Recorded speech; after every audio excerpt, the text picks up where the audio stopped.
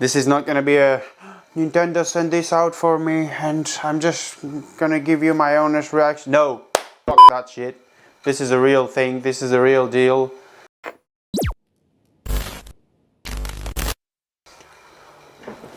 So, I heard the channel got to 600 subs. Yes, we did. 600 subscribers. Thank you very much to whoever subscribed. Thank you very much for watching these videos again and again. Thank you very much for being here. It's just crazy.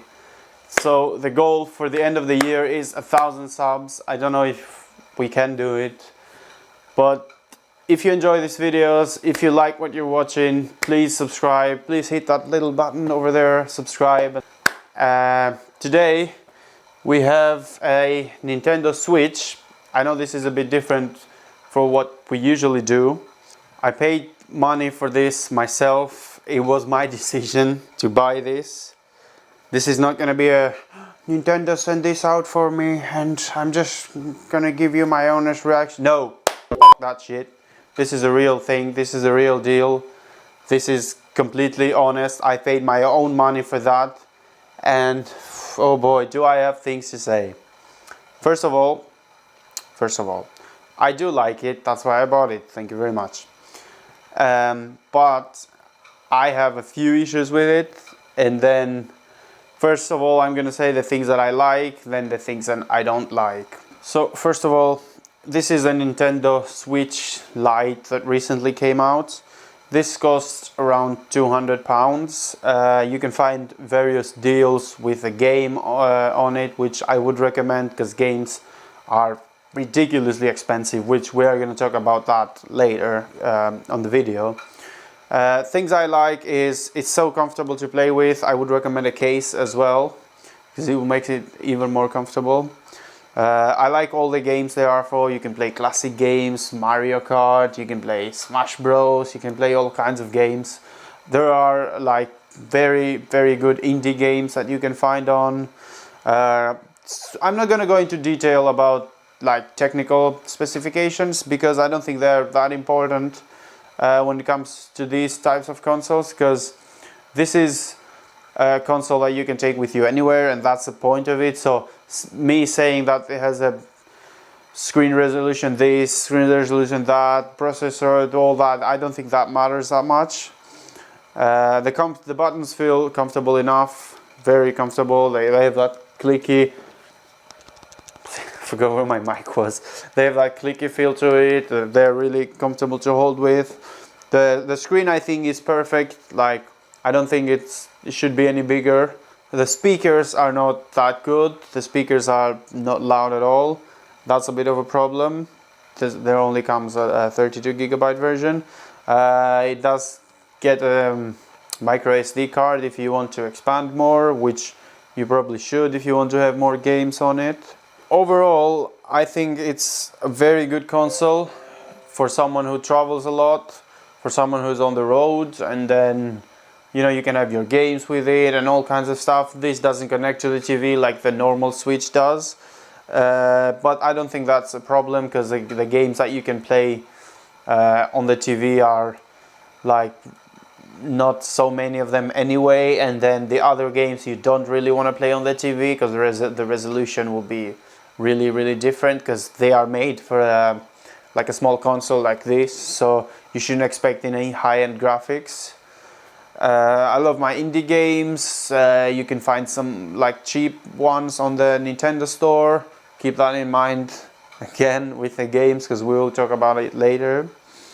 And then things I don't like. First of all, the battery doesn't last at all. And then the other thing I don't like is Bluetooth. Seriously, Nintendo? Seriously, it's 2019 and there's no Bluetooth. How can you connect your earphones? It does have a 3.5 jack, which fair enough, but people rarely use them anymore. Like it's 2019 and then 2020. What did they expect? This is so confusing to me. What did they expect and why there's no Bluetooth connecting wireless earphones? That's really bizarre to me. And then the battery, as I said, it doesn't last long at all. So if this doesn't last, I imagine the normal Switch won't give you like hours at all. So that's not acceptable, because this should last, and then you're going on the road and playing on it. So how are you supposed to charge it? And let's get into the elephant in the room, as we can say. Games. This is my main thing that I don't like, and then I recently discovered games for the Switch are ridiculously expensive. Absolutely fucking shit. Honestly, you can't expect people to buy games. And for example, if a parent buys this for their kids, they won't be able to buy them many games, because the games are ridiculous. We were looking at Zelda the other day and other games, Smash Bros and all that fun games that you can play, and they cost 50 quid, 55, 60 quid.